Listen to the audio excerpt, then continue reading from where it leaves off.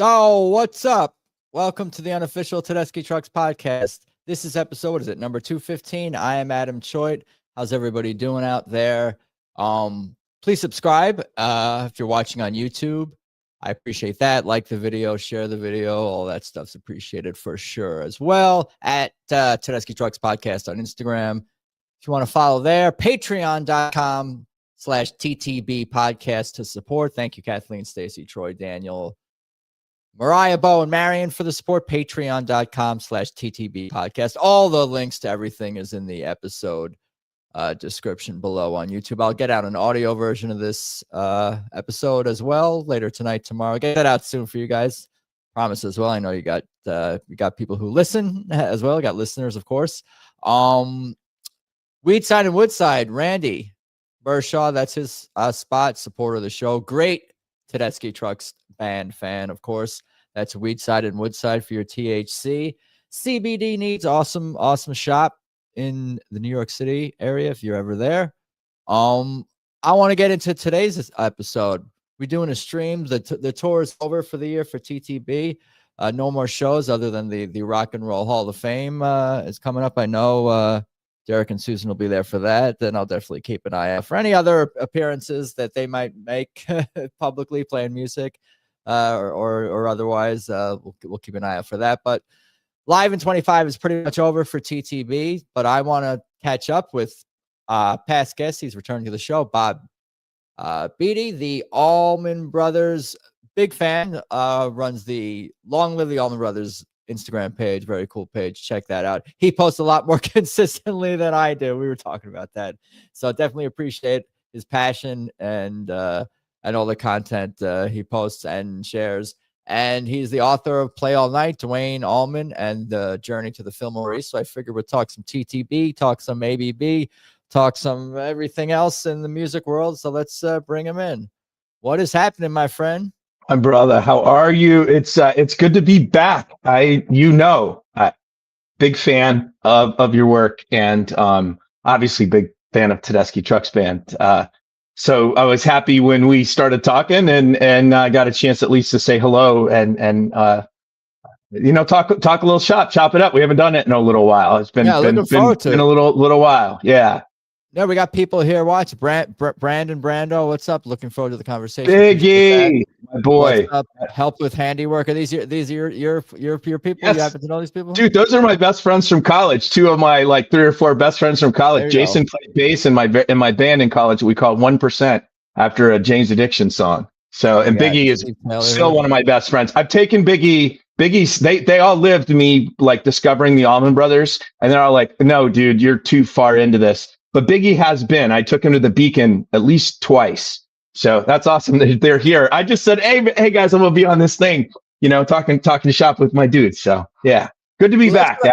It's good to have you and appreciate the kind words. Yeah, that's what I always say. Like, you bring someone to one, maybe this was an Allman Brothers that you're referring to, but you go to one show, you're going to go to more than one. That's how it's been with everyone who I've been to shows, whether it's my sister, my brother-in-law, my dad, my mom, friends in LA. 95% of the people who I've dragged to one TTP show have come to more than one with me. Yeah, you kind of I'm loving the attention they're getting, and I'm also a little afraid to let go of some of the, but I'm not really, because they've broken past the smaller kind of thing. But I'm just loving the attention that they're getting, and I'm glad they're able to sustain that big ass band and tour without having to compromise a damn thing. That's pretty special this day and age, for sure. And totally. I'm all in, all in. You've been good though. Things good with you. You're back home. I'm assuming I'm in Nashville. I'm in Nashville. I leave tomorrow to go to New Mexico. I've been traveling a lot. It's funny when we talked, I was like, well, how many shows did I see this year? And I think it was only 4, and it was really only 3 and a little bit, because I was at I call it I Am the Moon Crush. They call it Sun, Sand, and Soul, but it's at the site of the Moon Crush Festival. Why they missed that, I don't know. Anyway, but they quit 2 songs in, 3 songs in with the storms. And so I count it, but it really wasn't a show. But I have been running, and thank God for Nugs, thank God for Swamp Family, that where you can, it becomes an event just like it did back when they released I Am the Moon, and we were all like sitting there as they did each album and each video and watched the new video. And same with this. It was, thank God, because I got my fix this year more so than I was able to get myself, just because I've been traveling, and I have been writing like crazy on my Substack. That's really my home. And so like last week, a week ago to tomorrow, I saw Cameron Crowe speak here at the Country Music Hall of Fame on his new book, Almost Famous. And it really got me to thinking about a few things, and the next couple of things I'm thinking about writing about both on Substack and in general, how bands are covered by the media. Real interesting dichotomy. This Cameron Crowe dearly loved the Allman Brothers, and it was super clear from the minute he came out on stage. And for a guy like me, guys like us, you're just like, thank you. Like let's keep this kind of glow going. So anyway, you were asking how I was. I've gotten a chance to catch a couple TTB shows at the end of the year. Fortunately, got my shots. Got my my little shot of adrenaline, and then had a really nice time there with Cameron Crowe last week, celebrating the same kind of thing, music. So all in all, it's going well. And you know how it is when you're putting yourself out in the world and just saying, hey, look at this. This is cool. I find this interesting. Maybe you do too. And there's some moments when that's really lonely. As a creative person, the term creator is fine with me. It's a little bit, kind of convoluted, but it's, as a creative person, as a person creating something and putting it out in the world, it's a lonely proposition a lot of times. And so I go through patches of that the last couple of years since right before the book came out. And thank you for the shout out on the book. Appreciate that very much. Always good to get Play All Night out in front of the peoples again. No doubt.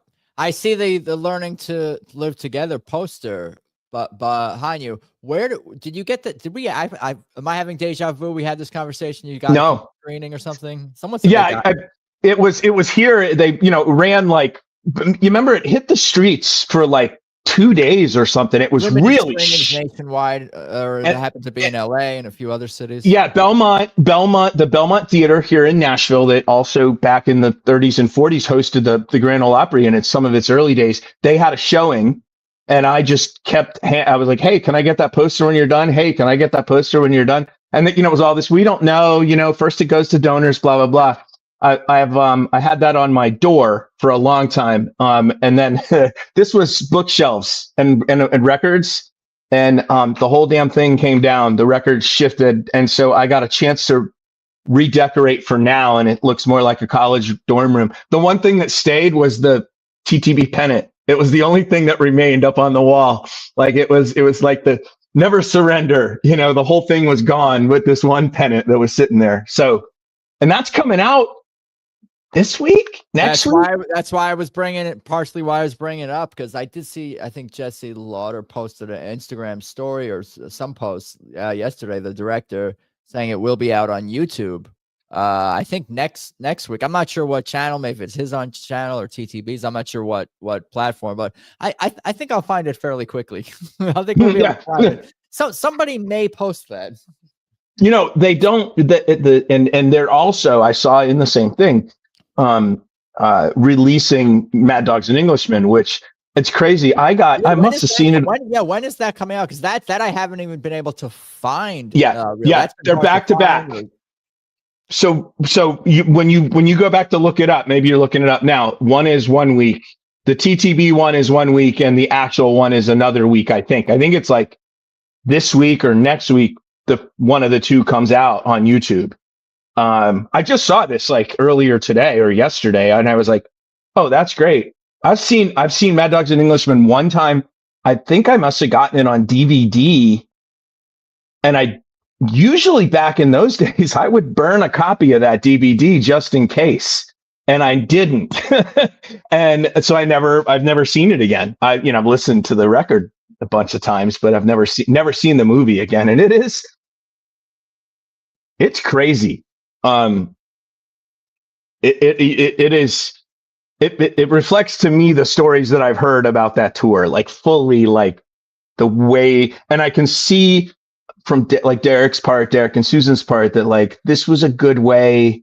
This is like this is a cool model to follow. Let's keep the decadence out of it. Let's keep some of this, weirdness out of it where we can, and then, but let's do that. Let's have a really good. Can I cuss? Can I use the F word? Okay. I thought so. I'm sorry. Let's have go out there and have a really good fucking time and show people a really good fucking time.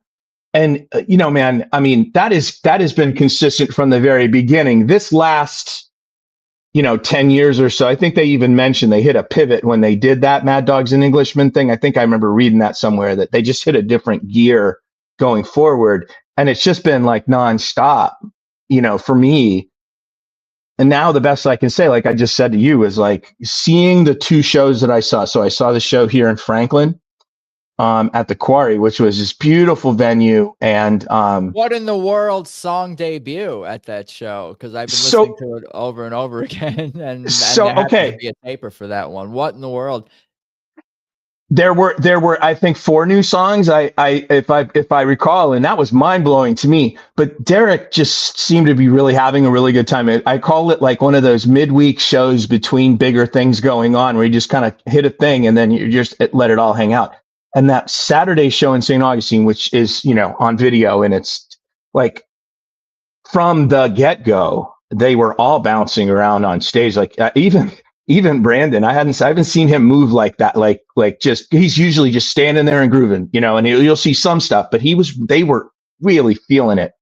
So much so, the chatter on Facebook was, Derek had his hair down in the second set, and, everybody's like, well, why, like, oh, who cares? Blah, blah, blah. I'm like, I mean, I've been watching Derek Trucks a long time, and there's very rare times does he not have his hair in that little ponytail, in that long ponytail right there at the base of his neck. Like, no, it was significant, and they were letting their hair down. It was, although I think we did confirm it was because it was the very, very hot, and the weather was the primary reason. But I think things happen for a reason, and symbolically it worked, and that's why I kind of appreciate, I do appreciate TTB fans and great music fans like yourself on a deeper level, because we appreciate those little moments and those little things in a show that make it special and just make you feel that much closer to the band as you, I don't know, just get to know their everything about them, or as much as you can, just makes you feel that much more connected to the music. There's this, like you were kind of referring to it even earlier, that this like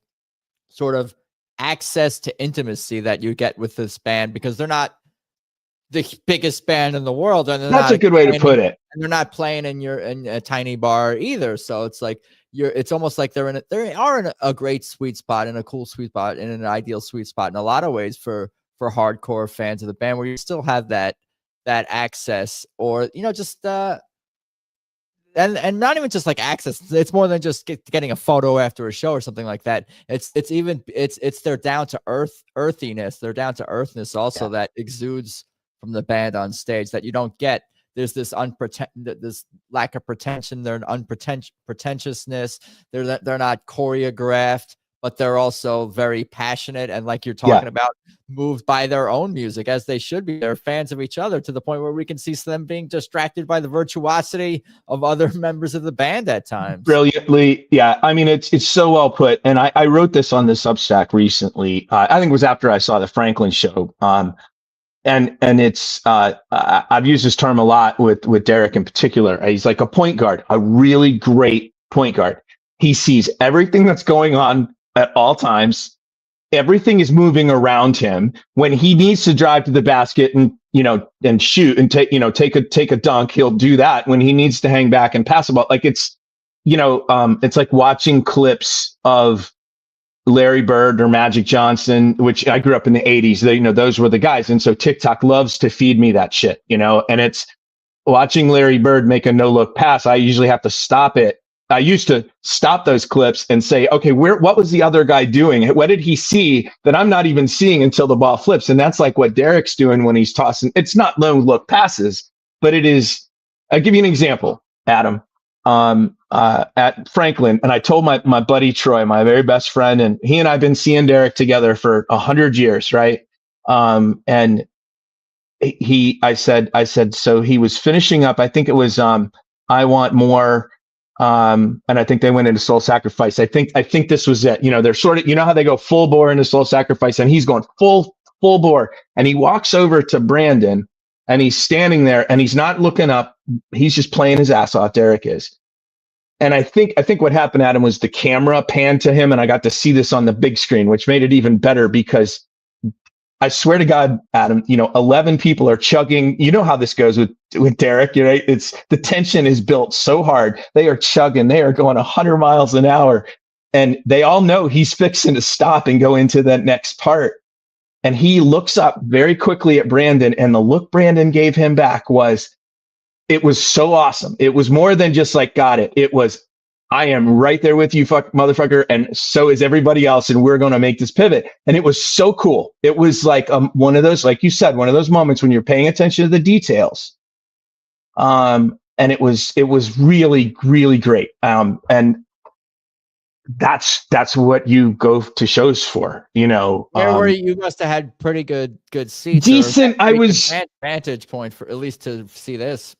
Well, I think the reason, and this is what happens in a show, but I'm pretty sure the reason I saw it so in depth was they had it on the screen, and I got to turn my attention up and look, and it was all in my face. It was perfect. It was exactly what you wanted. Was it the band's screens on stage, or was the venues? No, it's the venues ones. It was the venues ones. Okay. I'll tell you this: both are cool. Having both is cool. Yeah, the ones in St. Augustine, like I was looking at your montage at the beginning when you were playing the music, and I loved that set that they had for I Am the Moon, that real psychedelic, all those colors, real like that Saint Guillaume guy from Passaquan. And what the light show, speaking of, I was another thing I was going to talk to you about. The light show in St. Augustine was outstanding. In fact, the whole thing, I'm sure it probably showed up on stage too, on screen. They had sprays of flowers all over the place. The stage was gorgeous. It was a smaller stage. And I kind of, as bands get on bigger stages, they tend to take more space on stage because it's easier for people to move around. But I kind of dig that when they're a little tighter, they're a little more intimate. They're a band that is not like distanced from each other at all. But I liked it. Gabe and Susan were sort of all in that little corner. They're kind of tight. So but that was St. Augustine. I was kind of in the same place for both shows, a little further back for St. Augustine than I was. You were at both St. Augustine or just the Saturday show? I could only get down there. So yeah, that's the second show, the last show, the second one. Those are the that's awesome. What a great. So I began the year with them. I caught the first couple shows, or the first show in a piece down there in Miramar Beach, Florida, and then I finished the year with them. Bookends. Least amount of times I've seen them since I saw them more times in the pandemic year than I saw them this year, I believe. I might have. I don't think I caught a show midsummer. I just haven't stopped to look and pay attention. And that sounds really stupid. I should have just done it before I talked to you, but I'm pretty sure it's only 4 shows. And my mind is cluttered with all of those Nugs feeds that we were blessed with. I mean, I use the record for Nugs shows for TTB year. I don't remember ever getting I love it. This many. So that's awesome. Whatever their agreement that they have, and it's been, that's awesome that we have that level of access. Like there was that run in, what was it, in September, where they had 4 or 5 6 shows in a row. And by the 7th night, and then whenever there was no show, I'm like, where's my show tonight? Part of my routine. I'm like, where's my show? Yep. That was it. that's why I think as I'm sitting here babbling and going, I don't think I saw Midsummer. I'm pretty sure I didn't see Midsummer, but I saw them a lot this year because of all of that. I think Red Rocks, I think that was streamed as well. I mean, Both nights, right? Always. so I got my fix, and I, like you said, the last, I saw those two shows. I saw the 15th and 25th, and I think I got a lot of their new songs. And I'm trying to be really careful to not overdo. I really want to hear them in the context of the record. That worked really well with Eye on the Moon for me. So I'm trying not to like overdose on new. You know what I mean? I want to wait. For me. Listen, but it's always going to be just as fresh, and it's going to be new, and it's going to be a different sound because it's going to be obviously a record is its own thing, a polished piece in a different way than a live version. Yes. I'm trying to kind of purposely deny myself a little of it just to see. I don't think it's going to last that much longer. But anyway, like everything I heard that's new, I'm like, yep, there we go. We're new record's going to be great. So yeah, all the new stuff just sounds like it's just it sounds fresh. It also sounds familiar, and it also sounds like their music is timeless. And really all of the music really going back to Revelator through the new stuff. It all just has like such a timeless quality to it. I don't know whether it's because it is because they are a real band who plays instruments and sings, and that's always going to have a timeless quality to it. And their sort of bluesy, soulful bass of their music, B-A-S-E, is going to always, and B-A-S-S too, is always going to have a timeless quality. That I guess they're not a trendy band in that regard. Although we have talked about on the show a little bit, one of the new songs, Future Soul, kind of the upbeat rocker, the Jimi Hendrix kind of vibe, one that Mike Madison wrote. That one has clearly, we all kind of agree, a sort of a commercial sense in mind. It may be one of the shortest songs they've ever, if that's how it is on the record. It's definitely shade under 4 minutes, which is definitely on anything under 4 minutes for Tedeschi Trucks, especially if they play that song live. That's not like an interlude or something like that. That's on the shorter end duration wise. So I think they're thinking a little commercial too, which is cool. I think it's only going to benefit like fans that much more. We're going to get just different types of songs and experimenting with different sounds and ideas, and it makes sense. The future's got soul, like sort of. They're asking themselves about the future of music and humanity. There's always layers and meanings and ways to interpret these things. I think that's part of what has been so appealing to me all these years, following Derek and loving, through Tedeschi Trucks Band, and really felt, I fell in love with TTB the first time I saw him, live. I was like, this is just awesome looking. And, like I said, they deserve everything that they have worked really, really, really hard to get to this particular point, and put out some just fantastic music. And the thing that really does it for me is I just always feel better when I'm done watching them, I just feel good, and, that's just number one for me. With all of it is I am moved by the experience. I'm moved by being around it. It's like being at, it's like being, and I talked about this last week. It's like being at a playoff game and your team always wins. Because you get that adrenaline, you get that, at least I do get that same feeling of excitement, anticipation, and eyes glued and ears glued on every moment. It's a shared experience with people around you. You're cheering, you're up, you get out of your seat how many times there. I lean into the sports metaphors. But the difference, I think, is you always get your team always wins. TTB is always going to leave you with that feeling of victory. I mean, that's absolutely it, Adam, and it's an analogy I've been using. When I used the basketball analogy earlier in terms of like fandom.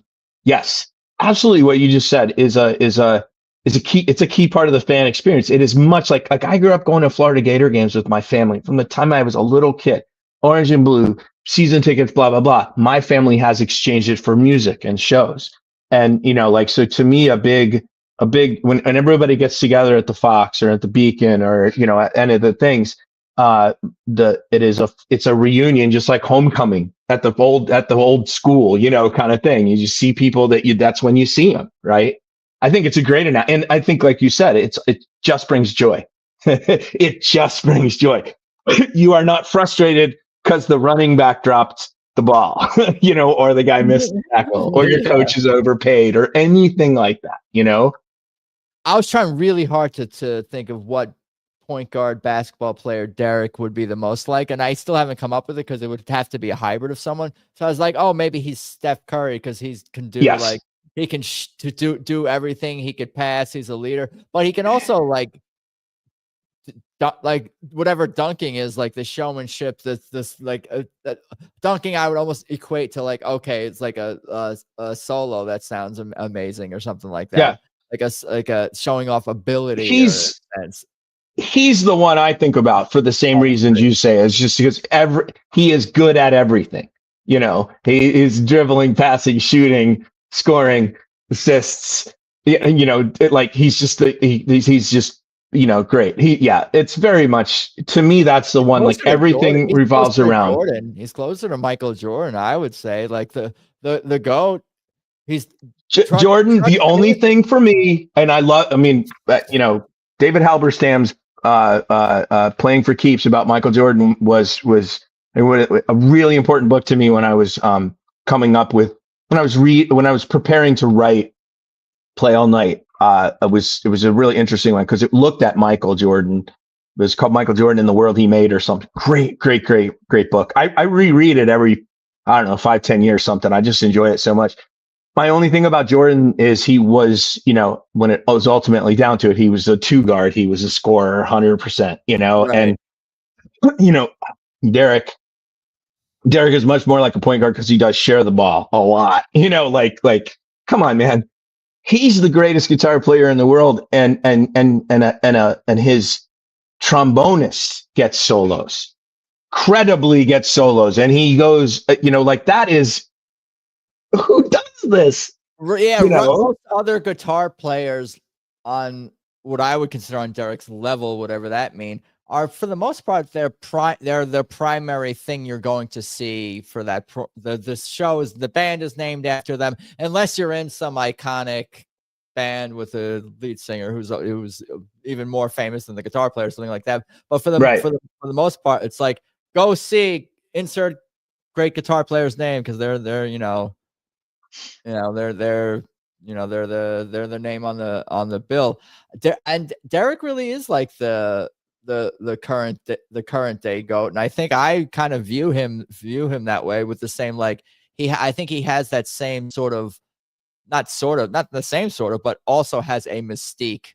There's a mystique around, I think, that guy and his playing. We all, of course, he's Zen-ish and down to earth and all of those things too. But I think there's like we're looking at today's Duane Allman, Jimi Hendrix, Eric Clapton. Like he's it. He's like him and Susan too. To be honest, like they're legends. I dropped that L word a lot on here because they deserve to be called that. And I think because they're not, Beyonce level, and they didn't exist in the same era as Jimi Hendrix, people don't talk about Derek and Susan as legends, but their music is just as moving and powerful, and their just skills are right up there with any of the great soul singers for Susan's case, or blues rock guitar players who came out of the 60s and 70s. Like they're the GOATs, and they're legends, living legends. And what going back to where I come into this whole story, which is Duane Allman, right? Like I bristle for years at any comparison to, Dwayne reincarnated this. I've probably said that on this podcast before, because it was so unfair to Derek when he was a young guy trying to make his name and do his thing. And, nobody chooses who they're born to, or who they were born as, right? Like that's, and but by the same token that, especially after like putting out this book on Dwayne and constantly thinking about the legacy, the stories I can tell as a result of that. Like these are things that he took directly from Dwayne Allman and the lessons of the Allman Brothers Band, even before he was in that the humility, the family nature of music. The last I had some, at the end of the book, I had like 4 or 5 things that I said that I felt like he and Warren both really took from the experience of being in the Allman Brothers Band. But Derek in particular, it is a family thing for him because he was born into that family. And, but, Dwayne Allman was very much the same way, a little bit, was way more of a hothead, a little more egotistical, or could be seen as much, way more into, he did a lot of drugs and drugs didn't kill him, but they dang well might have. He was a reckless guy. Derek has the longevity thing down. And I think that's how, when people see him, it's hard, right? You and I are right in the middle of it, like, holy shit, can you believe this guy? like, listen to this, like, how you proselytize it. I do the same. Like this is, and with TTB, it's like, you want to just go have a damn good time, just go.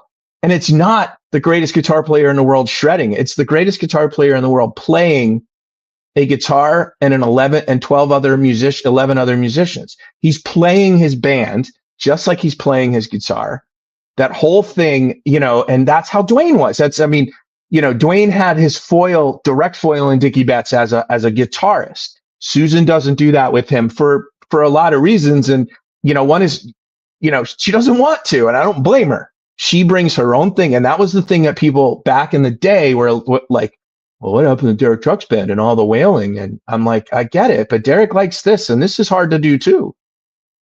I like this too, and I think that it, in some ways, it has more at least broad appeal for whatever value that has, is because you're also going to, and the Allman Brothers had this too, because they had great songs. Both of these bands have TTB, ABB. They have great songs, and they play the songs, and they play great covers too, and they have great originals. And I talked about this a million times, but the solos and the instrumentals and the compositions, all this stuff is always going somewhere. I feel like even when improvised, they're telling a story. There's a narrative. There's communication going on between the musicians. It's not exploratory. It's not excess. It's not showing you, look at me soloing, it's how great I sound. It centers around the music. It's really about the music, but storytelling. And I think TTB really does a great job of storytelling, and not just with songs, shorter songs or songs with lyrics per se.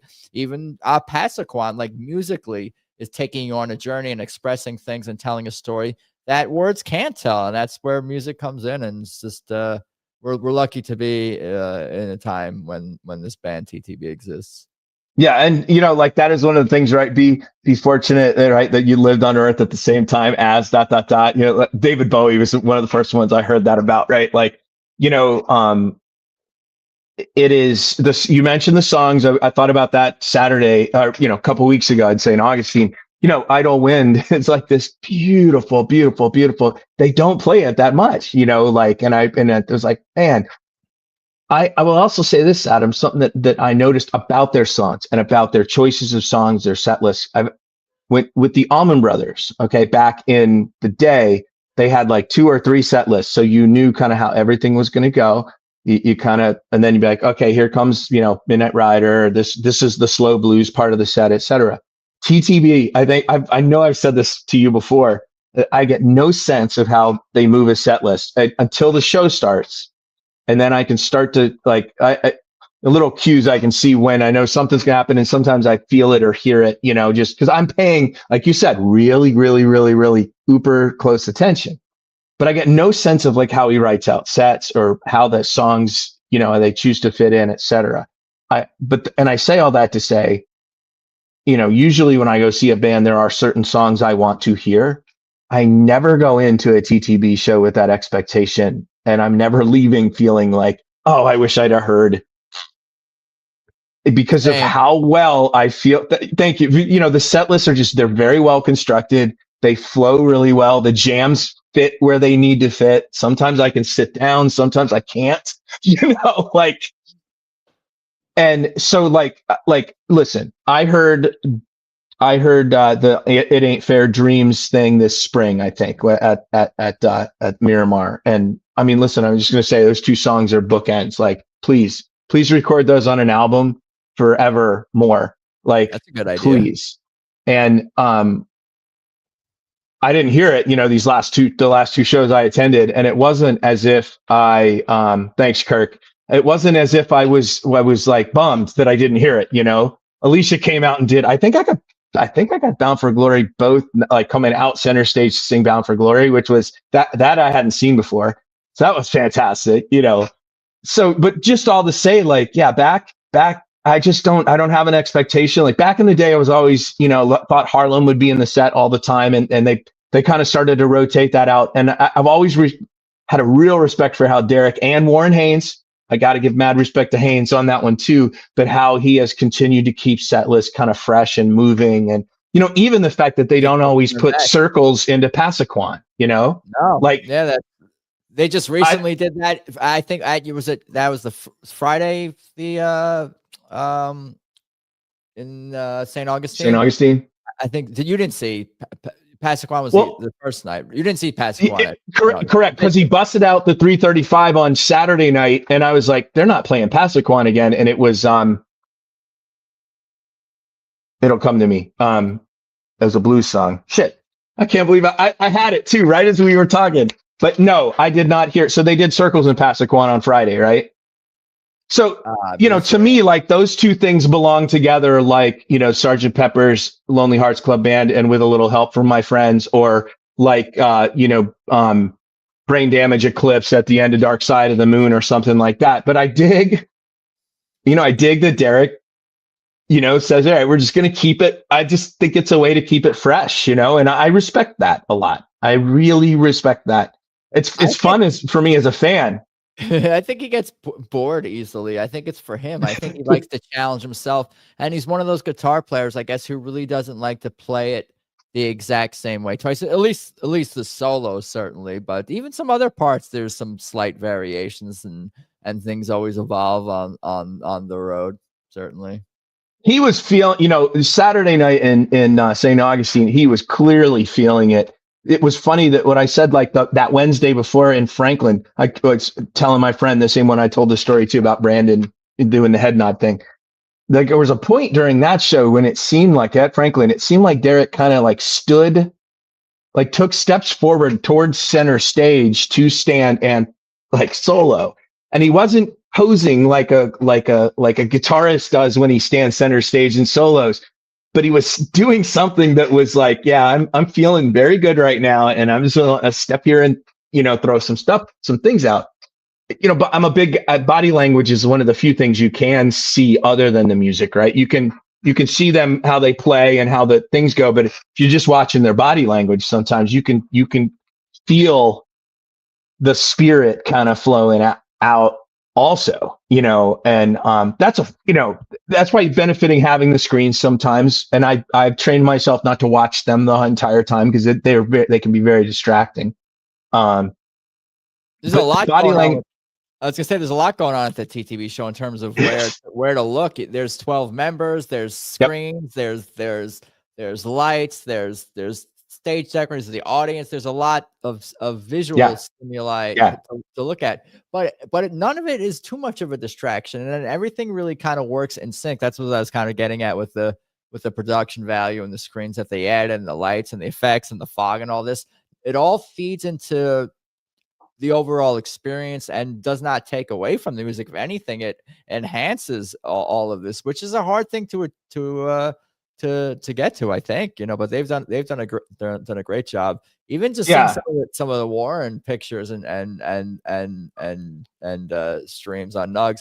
There's some good stuff he's doing with his lights that I could see maybe TTB even incorporating moving forward. Yeah. A lot of cool psychedelic stuff going on. That's not a distraction. I mean, I'm into all that stuff, obviously. Well, so am I, Adam. And I'll say, like, in St. Augustine, that was, and I've got the feed. I've rewatched it once. I'm going to rewatch it again because I found that the entire thing, the stage, the lights, everything was really cool. It was particularly cool for the reasons that you say. I don't think it takes away. And, I'll say that as a younger, like when I first got into the Allman Brothers, like I was that one of those, like, no, stand there and play. There's nothing else. Don't flash. Don't show this. That. I even they used to travel sometimes with a light show and I didn't always like it. I, thought some of the graphics were a little, and that was stupid. It was kind of like, no, like Dwayne liked the light show. Like, and frankly, even to this stage now at 50, almost 55, like I'm okay with bands that have dancers and choreography and stuff. If it fits, if I dig the music, that's fine. There was a time though when I was not even going to consider it because my guy was the blonde-haired kid who stood there and just played and made no moves, no faces. The band didn't do anything. Referring to both of them. Yeah, it was. This one was definitely Derek in that case. Because I watched him, stand there, and so but I'm 100% with you. Like that's the thing that Mad Dogs and Englishmen was so exciting to watch was because the performance was the event. Right. It was this, how are we going to get all this 30 people on stage to give something that's worthwhile? And, some of them damn near gave their lives for that, for rock and roll. And, it's funny. Speaking of Mad Dogs, just one last thing I forgot to say earlier. Apparently, Dwayne Allman wanted a bigger band than 6 people in the Allman Brothers Band. And if you read, I think I see Alan's book back there, One Way Out. I remember you mentioning. J-Mo and Tom Doucette both say like he would have had 10 people in the band if he could have. And I've always felt when we got to this size of Tedeschi Trucks Band that in some ways, I don't think it was Derek said, "Ooh, I'm going to fulfill Dwayne's vision." I just think Derek understood that to do this thing that he wanted to do, he needed this big band and this big sound. Which again, I think is awesome. is it that he was drawn to specifically horn players and harmony singers? Because obviously Dwayne recorded with a lot of the Black Soul singers, and there's a lot of those things on those songs, and even some of the Allman Brothers songs. So you could speak to this more than me, and music that Greg and Dwayne have done outside of the Allman Brothers Band does have some horns on it, and obviously, like I was referring to, Dwayne, doing a lot of guitar work with soul singers. So maybe it's like the combination of like, guitar dude band and the jazzy bluesy aspects of the Allman Brothers and rock too, of course, but combining that with the soul and the harmony vocalist and the horns was maybe the vision that Derek was able to ultimately live out, that Dwayne originally had. Yeah, I mean, I think the idea being right, this, I coined this term because I thought it was great. Psychedelic soul, swamp sunshine, psychedelic soul, swamp sunshine music. That's what TTB feels like to me. It feels like, and the Allman Brothers are very psychedelic as well, especially, like early in their tenure. And so, I think, I think that they are both very much cut from the same cloth. They're both, singular geniuses at their craft, at both as guitarists, but also as band leaders. And I think that they both understood, Derek he'd been a 7-piece Allman Brothers band and a large tour with a large Clapton band. DTB was, pretty large band by the time they were done, kept adding pieces. The horns thing was different, right? That was a change, and it was, Kebby was the first, and who was the first trumpet player? I can see his face even because he sang also. Saunders. Yes, Saunders. Yes. Anyway, oh shit, we're gonna have to look that one up. I'm gonna look stupid. Saunders. Sanders. I was gonna say Sermon, but Sanders. Yes. But like, I guess they added people as they could afford it too. You know what I mean? And that was what the Allman Brothers, I think that Dwayne was maybe wanting to do. The thing that always got me, Adam, from the get-go was the 2 drummers. when Derek went with two drummers with this band, I'm like, I think two drummers is the coolest thing in the world. I And agree. it's because of the Allman Brothers. I'm gonna admit it's because my band, my boys have two drummers, and I just like, yes. If you can, why wouldn't you? Great point. That's another very, very, very, very good point. I don't know. I mean, one thing that jumps off the top of my head. I know a lot. There is a stereotype where, you know, concert goers are not always the most excited about a drum solo kind of thing going to a show. Yeah. That sort of gets the back row. I'm gonna go to the bathroom. It's a drum solo, but you're not getting a solo. You with TTB, you are getting in those solo spots. You're getting a duet, which is very, very different than a solo. This is a communication. This is a story. This is a narrative that they're building. This is a lot of the times a rhythmic. It becomes rhythmic, and it's just way, way more engaging, I think, to fans than a drum solo. Plus, you're getting power. It's just more powerful, and it works. You know, it works very well with slower ballads with the two drummers, and it works very well, obviously, with the upbeat stuff as well. And I think that a lot of, you know, anyone coming from just about any kind of music, I think there's an entry point for TTB. I see people post sometimes, oh, I have a friend who's in who I want to send a TTB song. What should I send them? What song do you guys think I should send them? And I say to meet them where they are. Like if they're into ballads and female vocalists, obviously send them some Alicia stuff, send them some Susan stuff, send them a slower ballad. If they're a jam band person, maybe send them Passaquan. If they're a horns person, send them something else. And I think that even like if you're like a metal dude or a hard rock person and you're a drummer, you're going to appreciate the TTB drummer, certainly. I think that's a good entry point for like maybe a metalhead or someone who's like, you know, into hard rock, just because it's such a powerful, unique thing. And those guys are sweating, especially Falcon by the end of the show. Saunders, you know, I have to say, what is it again? Saunders Sermons. That's right. You know, it's so funny because I was thinking sermon, and I'm like, that doesn't sound right at all to me. It doesn't sound. I don't know why it doesn't sound right. I mean, we obviously know who that is, and whatnot, but it's. I feel terrible because all of a sudden I'm like, oh shit, we're live. Like this is gonna. I should have looked that bad boy up. But you know, they just as they were just adding these pieces, and you know something. I don't know how your folks talk about it, but you know, to me, they replaced, you know, 1/4 of that band coming out of the pandemic. And that, like, that's mind blowing, you know, to me, I guess, how easily that fit together, I think is the best way to. Afar. Yes. But I think even musically, especially once they find the right person or potential candidates to be the right people, sometimes to fill whatever role it is, I think it happens pretty quickly where the people involved see the chemistry and it fits right away. It came up last week, but I remember I was lucky enough to interview Kebby, of course, on the show, and I remember him like asking him like, "Did you guys know you were awesome right away?" in so many words, and he's like, "Yeah." So these even when they're such talented musicians get in a room, I think they sense it when it's a good fit fairly quickly. Yeah. You know, that is you know 100% true, right? You can be humble and still know you're killers. And I'll say this is something I should give you some love for, but your interview with Gabe Dixon was just awesome, brother. I appreciate that. Yeah, I thought so. I thought so too. There's some moments in there that I like refer to these conversations. There must be something good that came out. Well, how this is going back to so one of the things of being a guy who studies the Allman Brothers and tells stories about the Allman Brothers is, you know, death is a thing that is a part of their story from the very beginning, you know, and it hovers.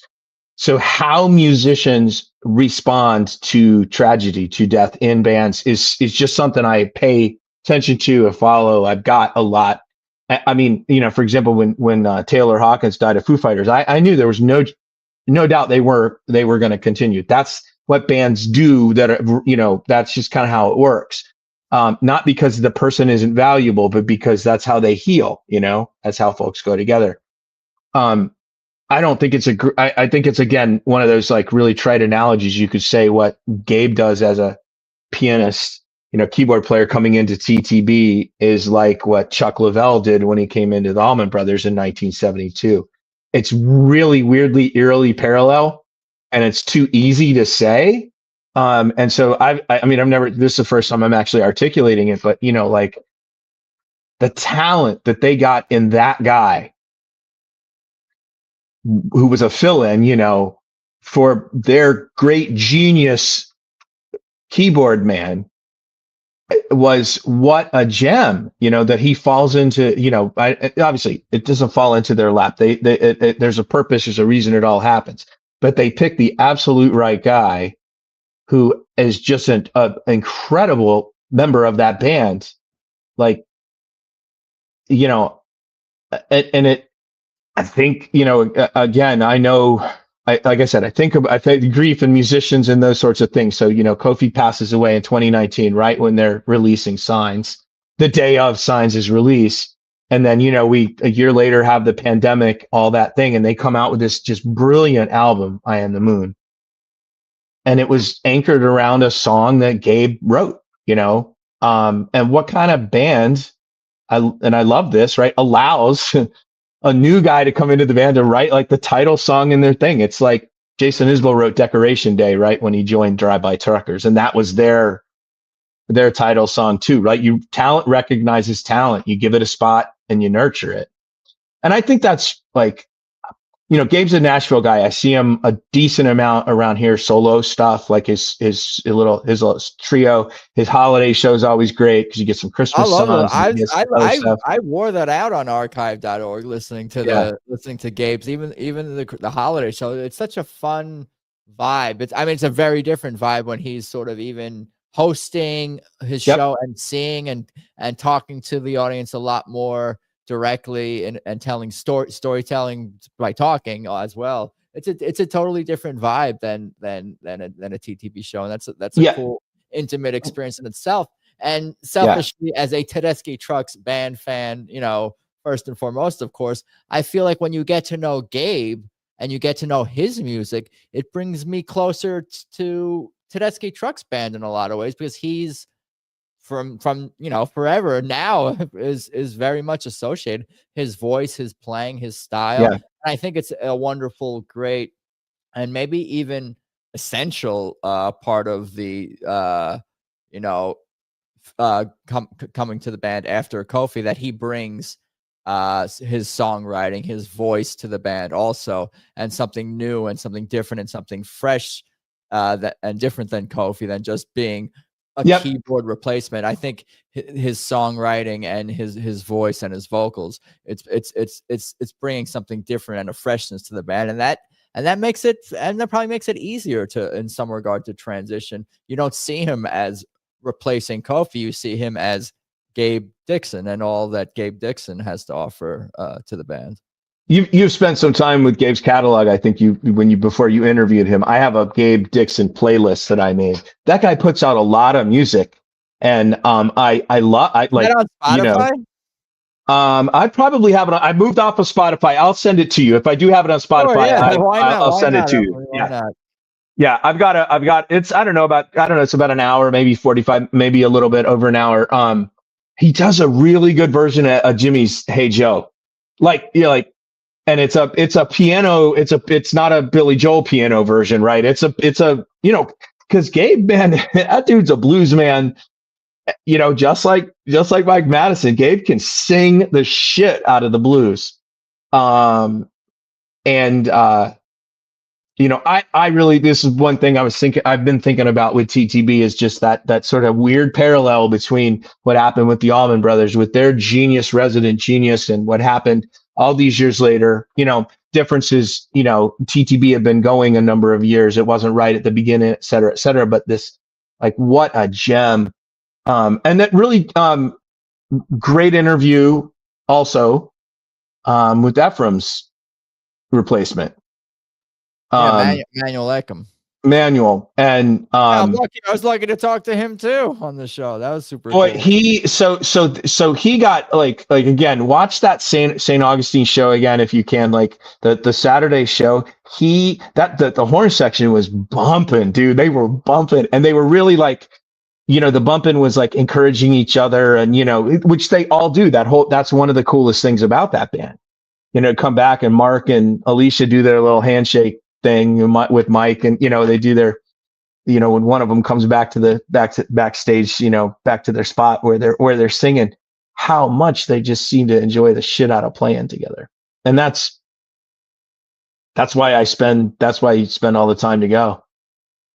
That someone online posted a picture of a poster of the original Bonnaroo. Was surprised to see Gabe Dixon down there. I think I found that up. June 21st, 22nd, 23, 2002. I see Gabe Dixon band. Super cool. Yeah, he's been at it a long time. His debut record came out in 2008. That's what, 17 years ago? And it's got, again, he has been cranking out good songs that, how many songs? You know this better than I. How many new songs have they played this summer? New songs during 25? Is it 4? What's that? How many of their new originals did we get this summer? Is it, I think, either 6 or 7? That many? Ooh, wow. Yeah, let me see, because I think it was 6, and then I think that What in the World was the 7th. Someone did post something about this recently, so I could probably find it fairly quickly. But we have. When did they say the record's coming out? It's spring, right? Have they given us a date? February or March. Yeah, Crazy Crying, Moon, Who Am I, Future Soul, Devil Be Gone, I Got You, and What in the World. 7 songs, and that was the order they came out, I think, as well. Yeah, I love all of them. Like I said, there are times a new song can kind of drag. That did not happen the times I heard the new songs this year. Not drag. It's just it might take the with TTB. I was going to say the third listen, but sometimes other songs of other bands. Oh, a song grows on you or whatever. For sure, for sure. Pretty much immediately after hearing all of these, and if not, then the second time was like, because you don't even know. The second time is kind of the better listen, because you kind of almost know what you're listening for, so you're it's fresh, but you're also anticipating what's great about the song, or if that makes any sense. No, it makes a lot of sense that second time around. It's just funny. I reread books partially for the same reason. I reread them for the details that I missed first time. I read all nonfiction, so I'm pretty much always finding that. I'm always in search of that. But it's yes, exactly. If you have a familiarity, you know what you're kind of listening for, toward, or something like that, and it's why we gravitate toward the new jams and the new music. It's got to be a double album they're coming out with. That's what we were hypothesizing. Because I was just about to ask you that. They put out so much content or new songs already. I would think they have some more in the chamber, and I think Derek might have mentioned something about that. So or expect a lot of music. There was some kind of new quote came out not too long ago. So I think we may not get I Am the Moon amount of content, but we'll get maybe half that. I don't know. We'll see. If they just put out these 7 songs on an album, that's fine with me too. Like I'm not going to complain. Yep. No, I'm with you. And like I said, listening to them is just surprise after surprise for me, and that's a good thing. So, one of the things I did this past summer, so when you get as much music as we do, right, when everything is recorded live, you have access to every single solo Derek played in 2025-ish, right? Almost every single thing is out there.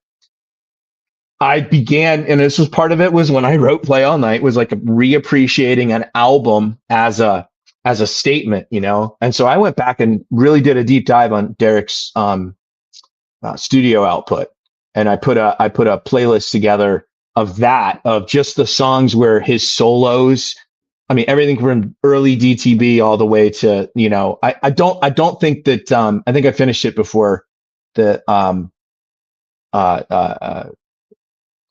Mad Dog's an Englishman set. So I don't think there's anything there, but and I tried not to do live because I wanted to do like, this is what Derek, what he wanted to put down into eternity, because all this other stuff is somewhat ephemeral. People record it and you have it, but he doesn't own it anymore. But these are the things he said I want to say during this song. And that was really a good way to, sort of dig deep into the breadth of his output and his catalog. And there's certain things he does. The solo on I Am the Moon is one, where he just does that climb up.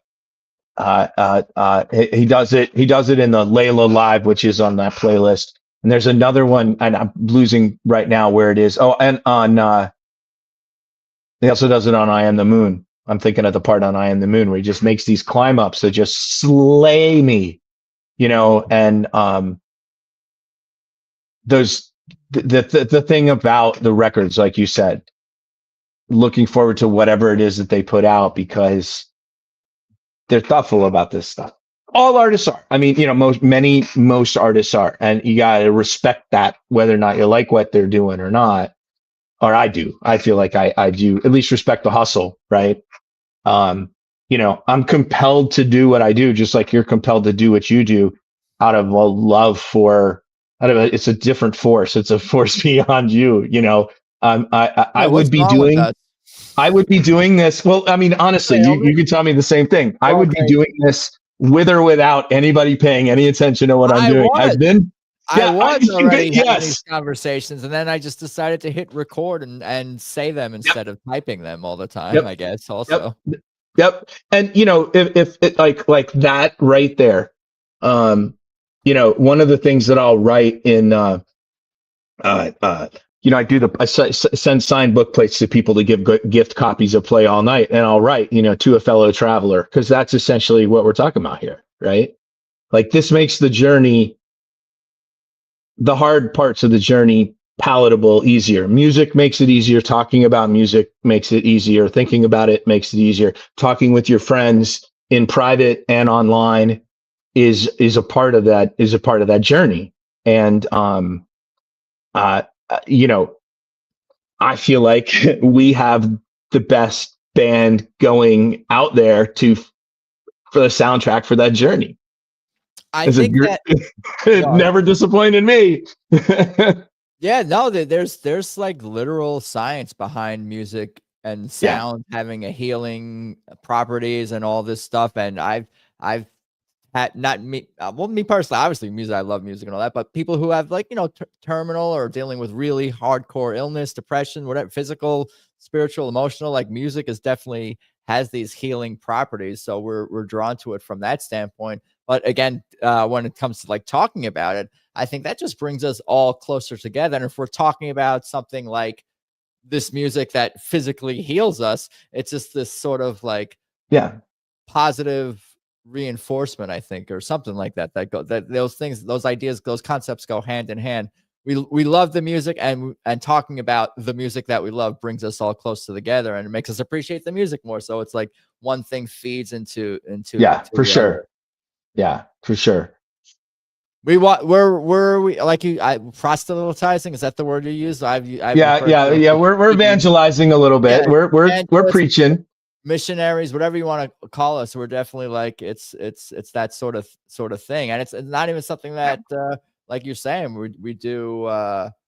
We're like it's almost involuntary. We're compelled to. Like I was saying even before we started recording, like they're the best band. If TTB is the best band, why wouldn't I want to talk about the best band all the time? And that, like I was saying, that comes across as fanboy to some who may not be in the know. But if you know, you know. And I think that's what really brings us also closer together, is because the music, whether it's the Allman Brothers Band or TTB, that band is always going to put the music at the front of what's important, whether you're sitting in the back, whether you're sitting in the front, whatever the price of the ticket costs, if they have a fog machine, if they have lights, whatever it is, ultimately the music is always going to be the center of the focus of that band, and be the number one thing that the fans value. And fans is what I'm saying. and that is, the one of the things that I'll express a lot in my own discussions online is it's the Allman Brothers, is Dwayne Allman and the family tree, because that whole piece of what you're talking about is that was that, I mean, the founding ethos of the Allman Brothers Band. Now success and everything else changes all of that, but at its very core, it was, we're going to play music the best we can. Every time we go on stage, we're going to leave it all there. And that's what you saw when you saw Mad Dogs and Englishmen. That's what they saw, and that's what they, what TTB, lives. It's a long lineage that they're a part of, as particularly in this, the southern musical side, because they are very much the descendants of that Allman Brothers Band tradition, and I think they're different, but they're equally as great, I think. And boy, I just said one, but I truly love Tedeschi Trucks Band. Yeah, and I can't help can't talk enough about them. I got the same cup. Is part of it behind there? Is part of the love for TTB coming from an Allman Brothers Band, foundation? Can you almost pretend? Because I remember Alan Paul, he's like, I can kind of just pretend I was in the balcony one night. I was like, oh, maybe that does sound like JMO up there. And obviously, referring to the back to the reincarnation thing in Derek and Dwayne, like Greg gave us permission to basically say, because he said it himself in so many words, that Derek is essentially Dwayne reincarnated and then some. But do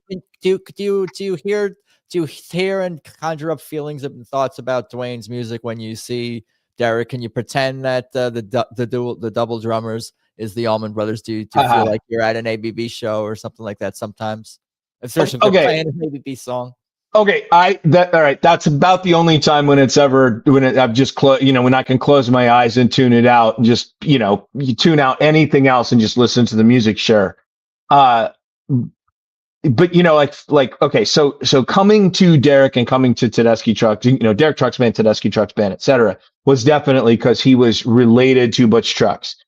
There's a video on YouTube of a news clip from the first time I saw him at this little club in Orlando, in Castleberry Flight. Somebody sent it to me like the last couple of months. He's got it set as safe for kids, so I can't save it on my playlist. I can't save it. I have to look it up every single time. But that's a side note.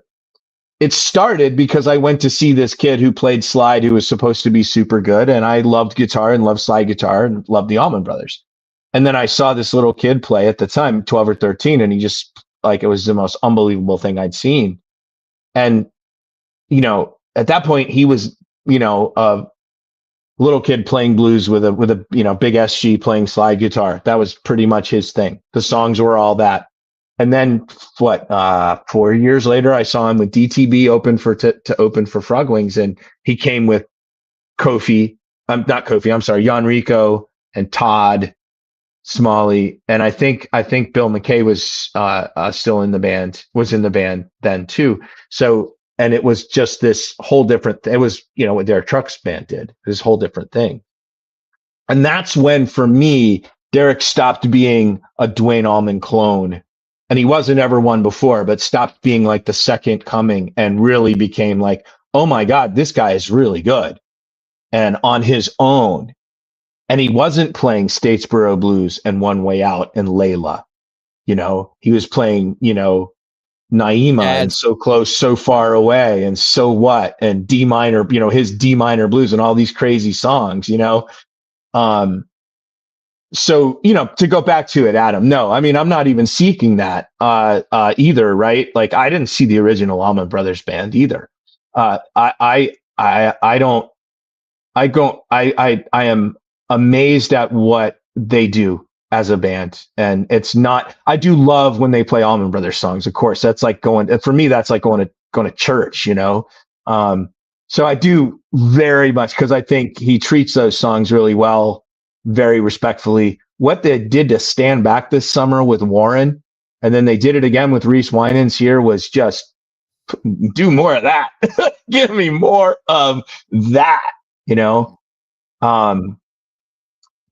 but so I was predisposed to like Derek Trucks from the very beginning, but he won me over very early as this. I'm not Artist. this little kid. I'm not making faces and doing this. Yeah, I'm pursuing some other path. And then what was crazy to me, I think crazy is maybe the wrong word to use, but how full circle it kind of came around when he forms TTB, kind of how much of that Allman Brothers sort of came back into him going forward, where he had really left it behind when he stopped being the little kid playing guitar, at least from, again, my vantage point. That makes sense, and it can come back to those songs with a newfound enthusiasm and maturity. You got a question here from Kirka. Bob, do you have any opinion about what the Allman Brothers Band was like the year it was Derek and Jimmy Herring? The great summer of 2000. Kirk, I was fortunate to see it twice. I saw the show the night Alan Woody died, but nobody knew, and I saw the show the night everybody knew Alan Woody died, August 25th and 26th. I love summer 2000 Allman Brothers shows. The best summer of music. Every show I got was something exciting to listen to. The last couple shows, 922, 923. I've listened to 923 I hundreds of times probably over my life. Just one of the last shows of that tour. So summer 2000. It's sad in a lot of ways that Jimmy Herring wouldn't stay, given how awesome Derek and Jimmy really sounded a lot like Dickie and Dwayne that summer. They just worked really well together. And, Haynes comes back in spring 2001. Haynes comes back at the Beacon, and, that's that classic last final lineup that we have. The summer 2000, Kirk, that shit rules. I was gonna pull up. I don't know if there's one on Wikipedia, but those charts that show, the when the band members came into a band and one. This is Tedeschi Trucks one, which is interesting to take a look at, seeing everything in front of us, so we can see, because we were talking Saunders about Sermons. I feel so terrible about that. Right, first trumpet player, and then was Mo Better Brown, right? And then I don't even remember that. And that is through. So Mo Better Brown was first, and then I'm tripping. Oh, he was he was Saunders Sermons was. Is this right? Maybe this is not right. No, because Saunders Sermons did not play trombone. He was a trumpet player. Right. Yeah. I don't know. You failed Some Wikipedia. of those names look right. You failed Wikipedia. Well, we tried. Yeah, Jimmy Herring was post Beacon. Summer 2000, basically. I think it started in June. That was Derek's second summer with the band, and woof, what a run. What a glorious run that was. Brought back a conversation to the Allman Brothers Band that really hadn't been there. Dickie with Warren, it ended up being a lot of times like a big fist fight up on stage, just going back and forth, particularly toward the end. And Saunders Sermons was trombone. We're tripping. Are you serious? Maurice Mo Better Brown was trumpet player 20. Maurice, yeah, 15. Okay, right, all right. And then and then was Ephraim since then, and then good man. Emmanuel's touring with them at the moment. Justin Johnson last. So they've had a few different touring musicians, obviously. I made it a point to about 10 years ago. I was like, I need to learn all this band songs, all the names, everything else, because again, another thing that happens when you're just inundated with music is that it all comes as one giant thing. And so I did spend a lot of time, like, I felt like these guys deserve that I pay a little more attention to them and what they're doing. But clearly I wasn't doing that until 2016 when Saunders Sermon joined the band on trombone, which is interesting to me. Boy, I've got some timelines all messed up on that bad boy. No, he was original from Yeah. original Oh, he trombone, was. and then Elizabeth. Only two trombone players. Right. I swear to God, He's I but swear to God, when I he saw him sang in 20, hmm? he's I think he sang on the studio version of Part of Me doing the falsetto. I think that was Yeah, he Saunders' used to first sing song. also. And that's Right. why I didn't remember that they had three-piece horn section to start, but obviously they had three-piece horn section to start. And maybe it was just Mike on backing vocals with him. Show me your backing Yeah, vocals thing. they didn't add I think Alicia until 2016, the When did third. Mark come in? Mark's original. Okay. Mhm. All right. Big So band. it was Mark and Mike, and then Saunders would also do vocals, is what it was. Okay. All I guess right. on Part of Me. I'm not sure where else. Maybe he did some No, he harm. sang. Yeah. Things are a little fuzzy the farther back I go on those. I remember seeing him take and sing at the microphone. I wouldn't doubt Um, it. I don't remember what it was, and I couldn't even tell you where it was that happened. But I clearly so the lineup that we have today. When did Alicia join the? I'm sorry. When did Elizabeth join the band? 2015. 15. And does that thing say Saunders' sermon was Well, still there in 2015? yeah, that's when they overlap Split or didn't up. overlap, but yeah, when So she's been there for 10 years. Wow. I don't yeah, remember. I don't remember any actually trombonists in that band before her. Alicia was 2015 also it says.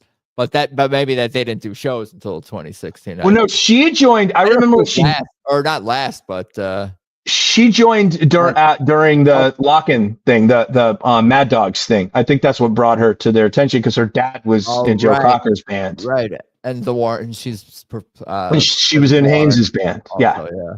So Yeah.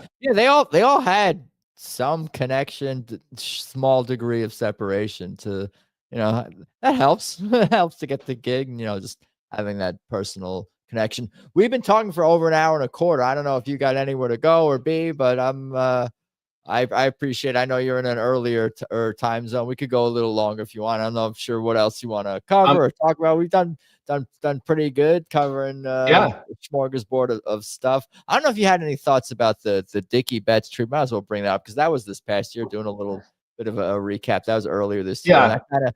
And what's interesting about that, at least looking back at those shows and thinking about TTB's sets and the music they've played throughout the year after that, is that they kind of were very heavy. The first quarter of this year was very heavy. Allman Brothers and TTB, for me, Derek Susan, for me, just listening to, because that's all we had was these sort of Dickie Betts tributes and music, and I was doing episodes covering and all of that. And then, we were all kind of expecting or anticipating, I think, very heavy Allman Brothers covers early on in their Live in 25 tour, but we didn't really get that. I think we've always gotten the stand backs and different songs throughout the year. That's always been a part of the show. But even initially, I think Derek and Susan probably got their fill in a lot of ways, like doing so right, because remember it was the Dickie tribute show and then it was the two shows in Madison Square Garden, and so there's 6 hours of Allman Brothers that got blasted out there. So the Dickie tribute, I think every one of us was hoping for a lot more Warren and Derek than we got. I don't know if this has ever been discussed on this, but for me, like, I was just thinking we were going to get a little more of the actual Allman Brothers, and it was one song for all of the Allman Brothers. And that one song was Liz Reed, and it was exponentially better than anything else that happened before or after in that evening. It was so, in fact, I'm sitting on I recorded it, and I've got commentary like typed in about just how brilliantly it was played.